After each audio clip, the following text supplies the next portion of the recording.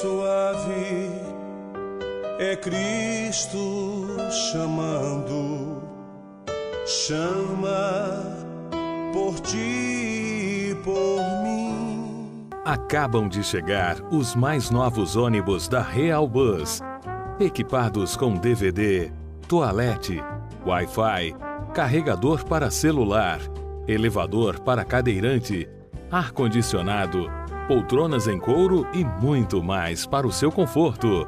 Viaje com segurança e pontualidade em novos horários. Real Bus, transportando vidas e sonhos.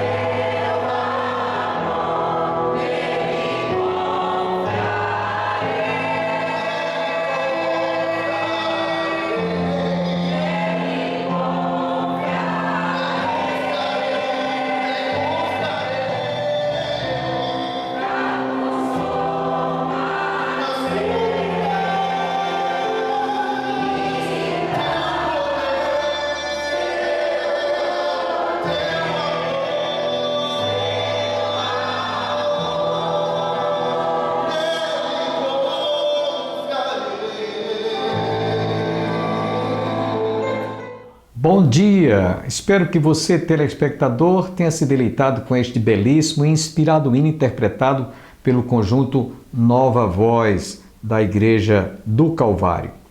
Estamos iniciando mais um programa Opção para a Vida nesta sexta-feira, hoje 29 de maio, dia do estatístico, dia do geógrafo e dia do sociólogo.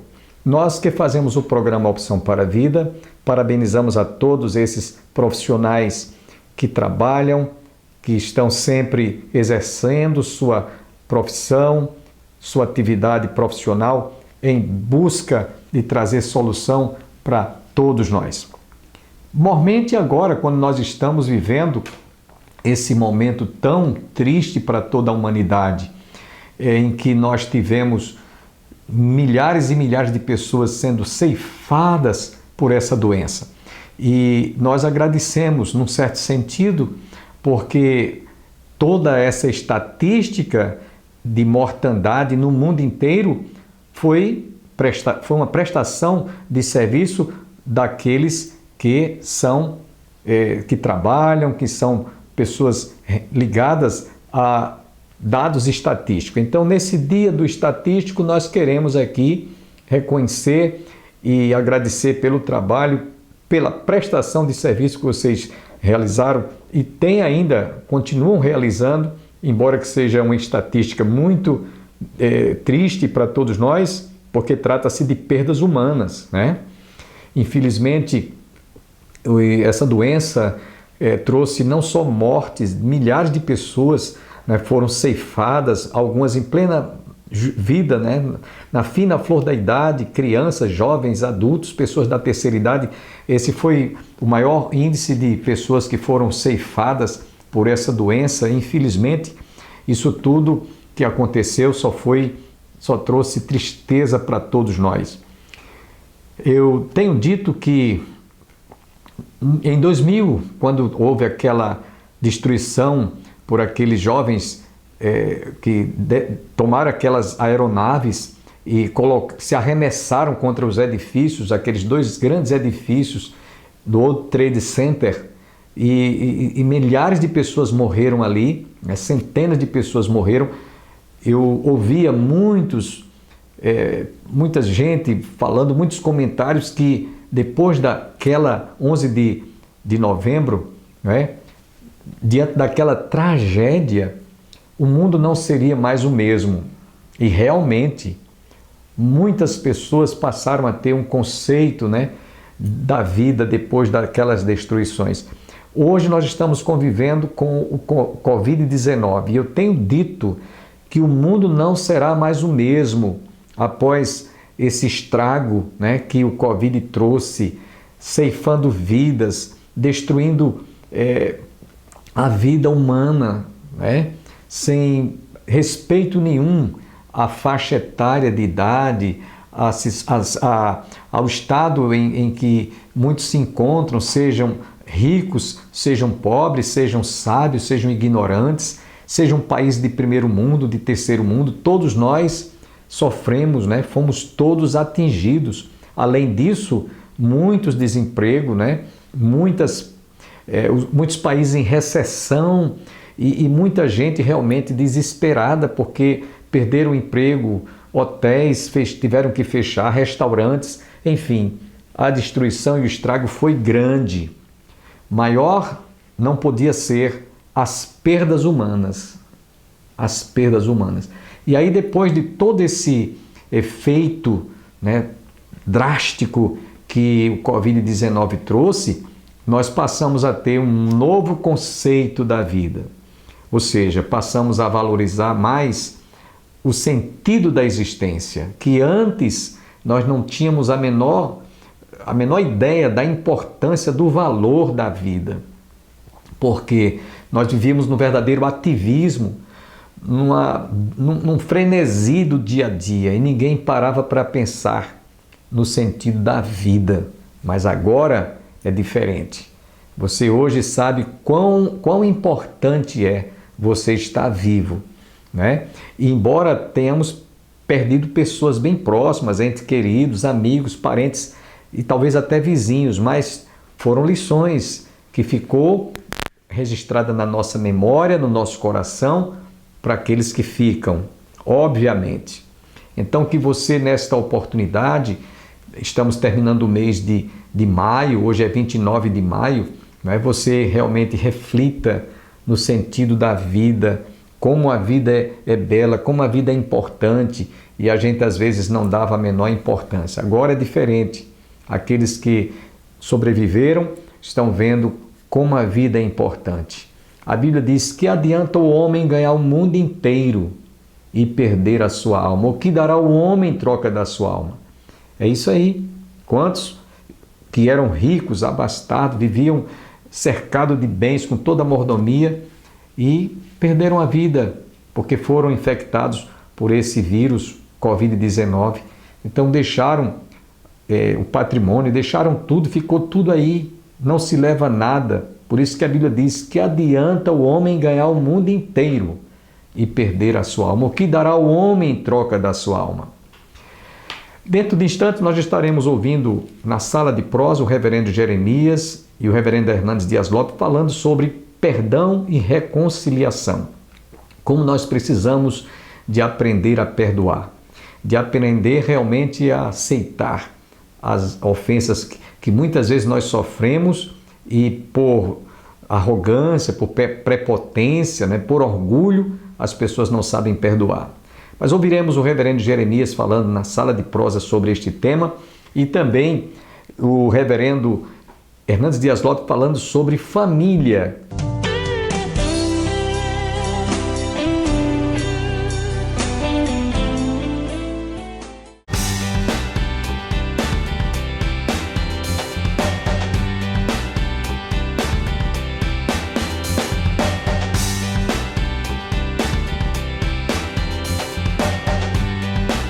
Fala, gente boa!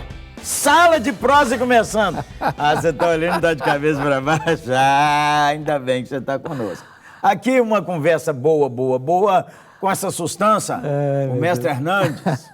É um privilégio, Barão, estar aqui com você para bater um papo gostoso, sala de prosa. Vamos conversar sobre... Vamos. Sobre... Perdão e reconciliação. Agora tá precisando, hein? Pô, ficou muito, gente. Põe tensão no ar, hein? Varão, diz a Bíblia assim: perdoai-vos uns aos outros, caso alguém tenha motivo de queixa contra o outro. Você já teve motivo de queixa contra alguém? Eita! Aqui é assim, pegou pesado, olho no olho, é fácil. Pegou pesado agora. Boa. Muitas vezes. E eu acho que mais vezes as pessoas tiveram motivo de queixa contra mim. Mas dá um exemplo. Por que uma pessoa tem queixa contra o outro? Olha, por discordância. E discordância, às vezes, mexe com as emoções. É discordância grande, discordância pequena? Pode ser pequena ou grande, mas quer ver uma coisa que mexe com o brasileiro? É política. Política mexe, futebol mexe. Mas agora, eu acho que essa eleição... Mexeu bem. Mexeu muito, não mas mexeu profundamente. Como diz, tem uma canção que fala assim, por todo lado. Mexeu dentro da família, mexeu dentro da igreja, mexeu no trabalho. Não, e o povo dizia assim nos últimos dias de eleição, se você ainda não brigou com sua família por causa da eleição, só falta 3 dias. Está na hora de brigar. O grande problema é o seguinte, algumas pessoas, depois que passa a efervescência da campanha, ainda continuam machucadas. Não, e fica mesmo. Porque, às vezes, a reação também foi brutal. Foi. Não é? O cabo bateu, Porque tem tensões acumuladas, entendeu? Esse negócio vem tudo à tona. E a outra coisa é o seguinte, a conexão para concordar com a ideologia política, mesmo dentro da igreja, é complexa. Complexa, né, irmão? Sim. E mesmo, às vezes os irmãos, é irmão mesmo. Você não pode falar que o cara que votou para cá não é irmão e o que votou para cá não é irmão. E é interessante que Jesus tinha dentro do grupo apostólico um Mateus e um Simão Zelote, né? Pronto. Se fosse politicamente falando, nós diríamos que o Mateus era um cara de extrema direita, o Zelote extrema esquerda. E Jesus botou esses 2 homens num grupo. Para servir a ele. E amar a ele. Isso significa que o evangelho derruba paredes. O evangelho, ele... Agora, veja, o cara é ofendido dentro de casa, às vezes não na política, às vezes do nada surge uma confusão. Você já viu isso? Na igreja está tudo bem. Ruídos de comunicação, Jeremias. Do nada, Varão. Você fala uma coisa, a pessoa entende outra. Do nada. Você vê esses dias, eu cheguei de terno na igreja, eu geralmente uso Cadê assim, o floral? Não, o cara falou assim, eu não estou entendendo o senhor com essas roupas atrapalhadas aqui. Eu de terno. Eu não estou entendendo o senhor com essas roupas atrapalhadas aqui na igreja. Eu falei, não estou entendendo você, gente boa. Você está com raiva por quê? Caso alguém tenha motivo de queixa, faz uma lista aí das queixas que você tem, tira a política por enquanto. Às vezes, queixa do marido, uma queixa que você escuta de mulher sobre o marido. O marido hoje abandonou o seu posto de liderança. Abandonou. Uma queixa que eu escuto sobre os pais é que os pais não sacrificam mais seus filhos a Moloque lá como foi no Velho Testamento, como nos cananitas, mas eles sacrificam seus filhos por causa de dinheiro, sucesso e fama. Constroem o seu sucesso sobre os escombros da família. Esse é o mestre Hernandes, isso é brutal, menino. Vamos os escombros. Ai, meu Deus do céu. Agora, como é que a gente ajudaria a reconciliar a igreja após a política? Eu creio, pastor, que a primeira coisa é entender o seguinte: nós podemos ter discordâncias e mantermos a unidade. Porque unidade não é uniformidade. Certíssimo. Não é verdade? Então, eu não preciso pensar 100% igual a outra pessoa em todas as áreas da vida para ser irmão. Nós temos que pensar um conjunto. Para ser irmão, Cristo é o Senhor. É o Senhor. Cristo é o Salvador. A palavra de Deus é a verdade. É a verdade. Então, agora... E nós vamos morar no céu, gente boa. Vocês não podem esquecer disso. Lá não tem jeito, lá não vai dar certo a intolerância, para cá ou para cá. Eu acho que o grande problema das mágoas e das queixas é que a pessoa acha que se ela não pensar como eu penso, se ela não rezar na mesma cartilha que eu rezo, então eu descarto. Esse não é um espírito cristão. Então, como é que a gente... É tenso, porque igrejas dividiram, pastores separaram. Amigos amados de muito tempo não querem mais conversar. Ô, gente boa, não é possível. O cara não queria conversar comigo. Eu falo, por que não? Irmãos, daqui... põe aí para você ver assim, se é a janela de sua vida, ela vai fechar. E quando fechar, nós só vamos estar com o nosso Senhor. E nós vamos estar lá. Se você foi lavado no sangue, pode ter votado A, B, C, D, F. Nós vamos estar lavados no sangue lá. Então, vamos aprender a viver com o irmão mesmo diferentes. O outro aspecto, penso eu, pastor, é o seguinte: entra a questão do perdão. O que é perdão? Eu não perdoo alguém porque esse alguém passou a pensar como eu penso. Exatamente, ué. O perdão só cabe quando o cara perturba. Só quando perturba, então não tem perdão. Exato. Então, agora, até onde vai o perdão? Porque algumas pessoas, não, mas aqui eu fui muito ofendido, machucado, eu não quero perdoar. Eu não vou perdoar. O cara que não perdoa, ele não é crente? A Bíblia diz que assim como Deus em Cristo me perdoou, eu devo perdoar. Aham, não tinha direito ao perdão, né, gente boa? E Nosso Senhor estendeu o perdão. Eu acho perdão é para quem não merece. Quando eu entendo quão perdoado eu fui, eu não posso sonegar perdão. Pronto. Deixa eu dar um exemplo assim, brutal, como você disse, brutal. Brutal, menino.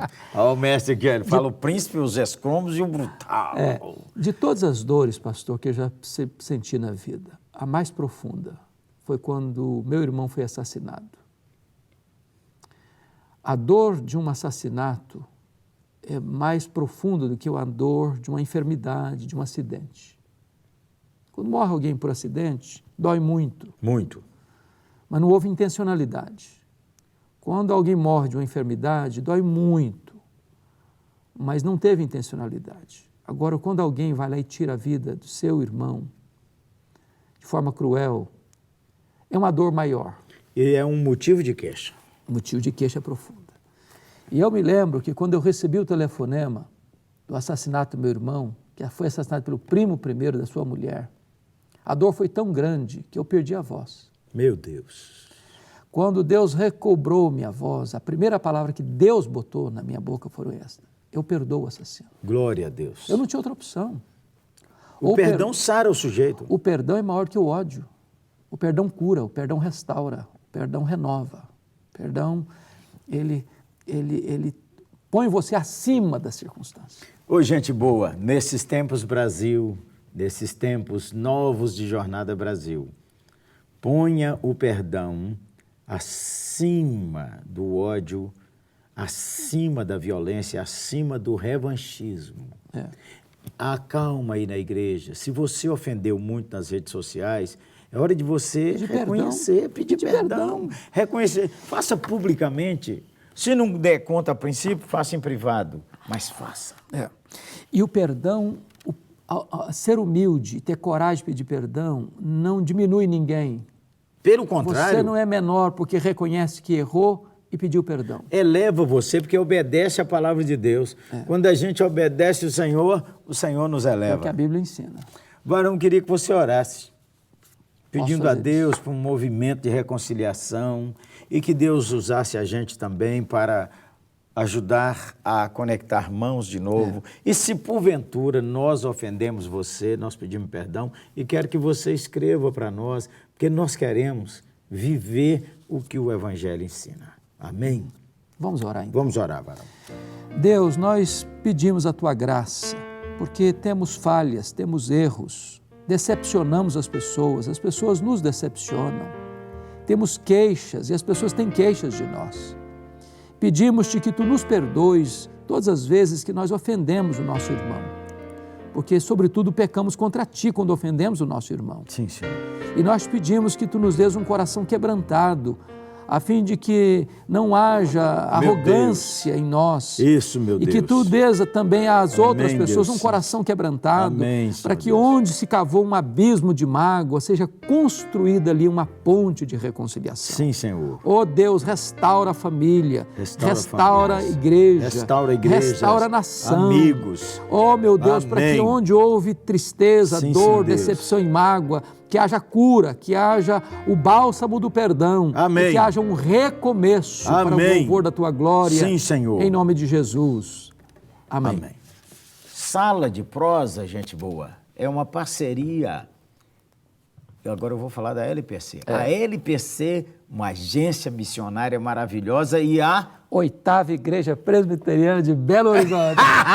Uma sustância, né? Uma sustância. Pensa numa igreja boa. Pensa numa igreja boa. Ó, Belo Horizonte. Você precisa ir lá e conhecer a 8ª Igreja. Dia domingo, 7, 9, 11 da manhã, 5 da tarde, 7:30 da noite. Aqui na Sala de Prosa, nós oramos pela reconciliação na família, nos amigos, na igreja e no país. Amém, varão? Amém. Deus seja louvado. Amém.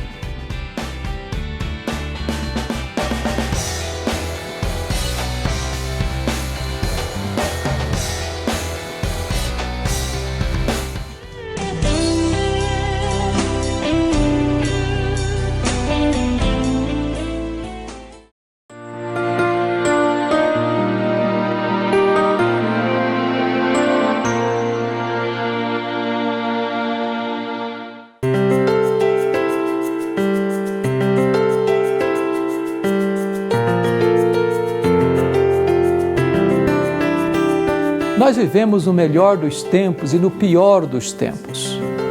Vivemos o tempo da comunicação rápida. Vivemos no tempo em que nós temos mobilidade.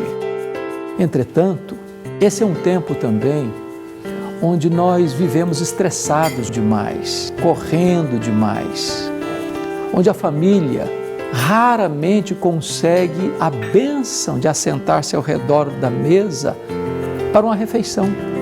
Cada um tem seu horário, cada um sai num horário diferente, chega num outro horário diferente.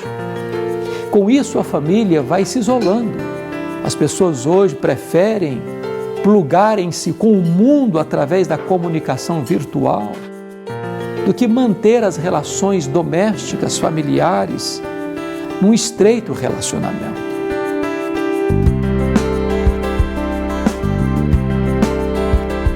A mesa é um símbolo de comunhão, de harmonia, de diálogo, de entendimento, de compreensão. A mesa tem a capacidade de estreitar aqueles que estão se dispersando, como elo, como cimento da comunicação. A mesa tem a capacidade de fortalecer a comunhão que já existe, para que a pressa, o estresse da vida não roube da família o privilégio de estar junta, batendo um papo, conversando, dando uma boa gargalhada, se descontraindo, vivendo a realidade da bênção da comunhão familiar. Ao redor da mesa é lugar de se abrir a Bíblia, meditar na palavra. Ao redor da mesa é lugar de se buscar a face de Deus em oração. Ao redor da mesa é lugar de conversar, acertar os ponteiros e se dispor a perdoar uns aos outros. Ao redor da mesa é lugar onde a graça de Deus se manifesta. O Salmo 128, versículo 3 diz que a tua esposa será como a videira frutífera e os teus filhos como rebentos da oliveira ao redor da tua mesa. Não permita que a pressa da modernidade, dos dias contemporâneos, roube da sua família esse privilégio da comunhão. Não permita que o urgente tome o lugar do importante. Valorize a sua família, valorize a comunhão familiar, valorize a mesa, valorize o você estar junto com a sua família em todo o tempo, mas sobretudo ao redor da sua mesa.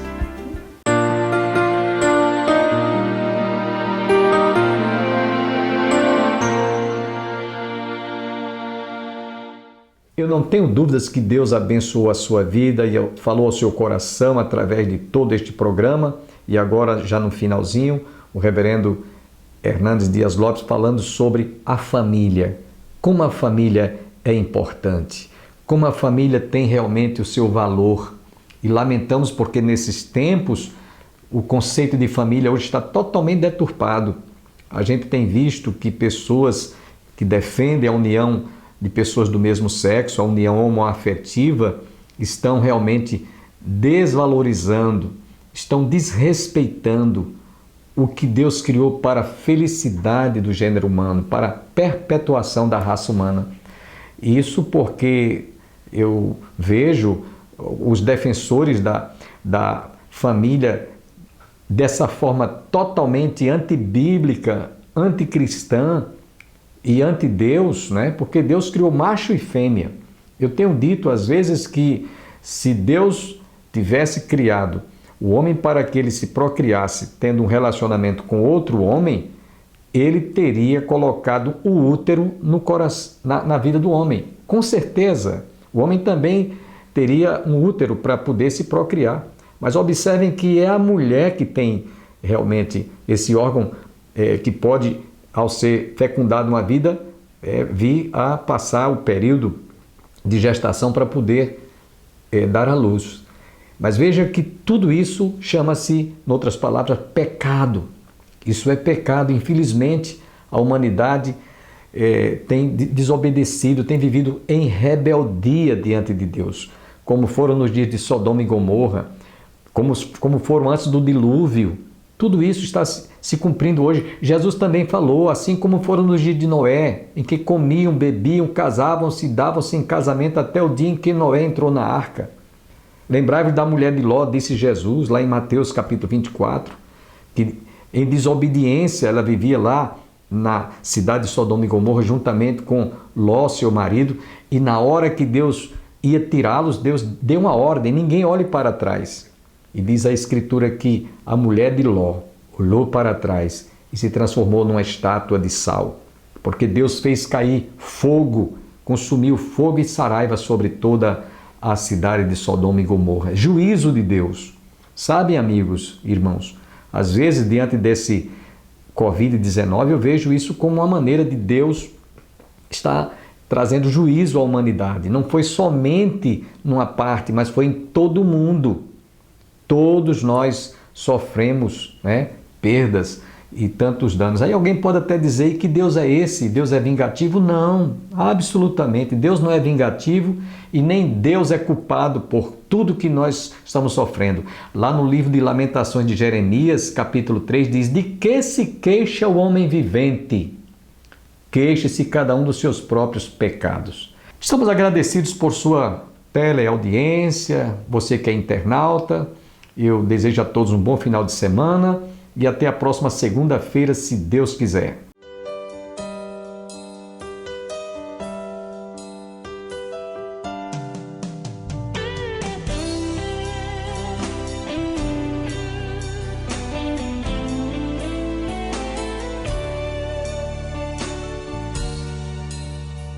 Manso e suave é Cristo chamando, chama por ti e por mim.